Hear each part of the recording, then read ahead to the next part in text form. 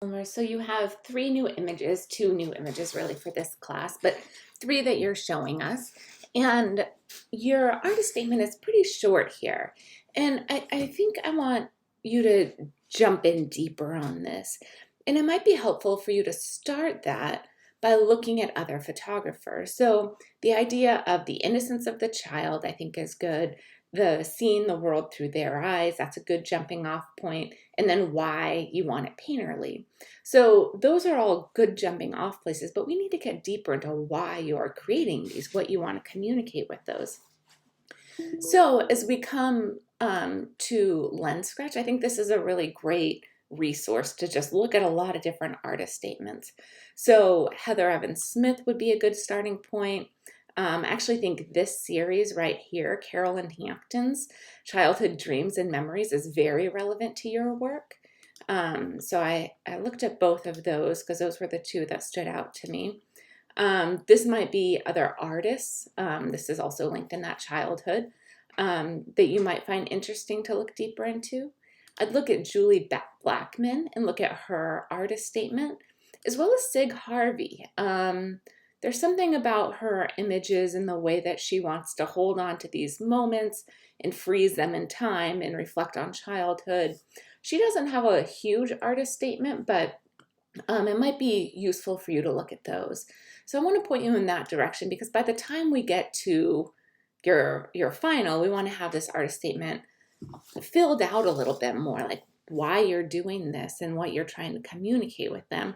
And I think you're at a good starting point here, but hopefully those artists, and I have them all linked here for you, those will all help you kind of refine exactly what you're wanting to communicate. All right, so we have three new images from you. Three new images from you. And they're very different than what we saw in the past. It actually relates a lot to this image, but I'm not sure that you're going in this direction anymore. So these images have a very painterly quality and a very formal quality to them. They seem like classic, like paintings from a certain time period, right? Especially this image, which I think is your strongest of all of them.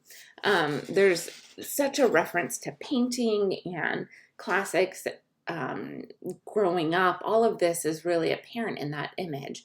And there was an artist that I had introduced you to last week also who had these like tween images on the beach. And that artist statement actually would be good for you to look at also.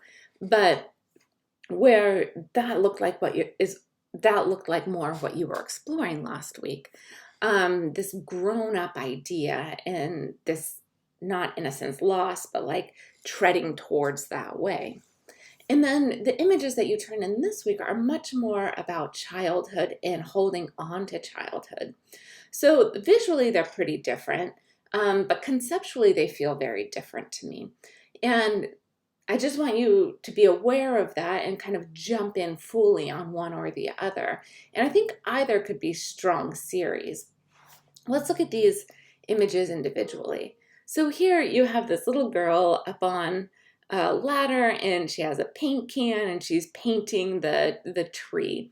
I'd love for you to add some paint onto her brush so it feels a little bit more realistic and even maybe some paint into the can. But I think this is a fun exploration of childhood and creating memories and creating this dreamlike state that you're showing with this softer focus that you're dealing with. So I think this image can work for that. I also think this image works for that. Like growing up, you have the soft focus again, you have the softening of the skin, growing up, putting on lipstick, having the pearls on and the high heels on. And actually my favorite part of this whole image is her dirty little toenail right there, like holding on to the reality of what childhood is and this idea of what she wants it to be and how she wants to grow up and be like her mom or older sister or aunt or grandma or whoever, but looking up to women that are older than her. So I think this is a pretty strong image and goes with that first image as well. Now this image falls off a little bit for me. This doesn't seem like it's really about growing up so much. It seems like it's just this quiet moment between this girl and her dog. And the post-production on this doesn't seem as strong. So the blurring of the background seems really jagged here.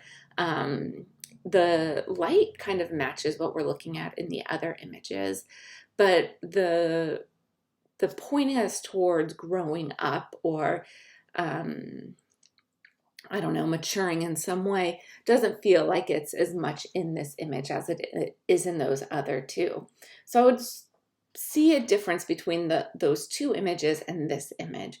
And I just want you to be aware of this, not that one's right and one's wrong, but I want you to be really aware of those changes and what your direction is for your series.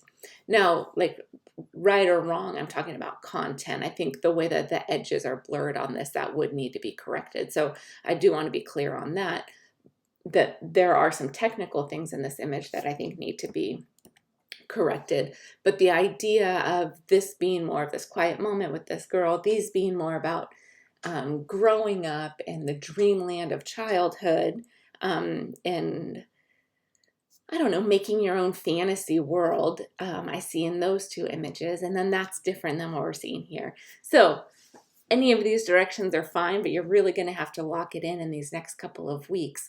So if you wanted to meet and talk about it, I'm happy to do that. Take a look at those photographers that I mentioned, and let's refine this artist statement, because I think by simply refining the artist statement, it will narrow your view on what you want to create. You're going to set your own parameters as you work through that artist statement.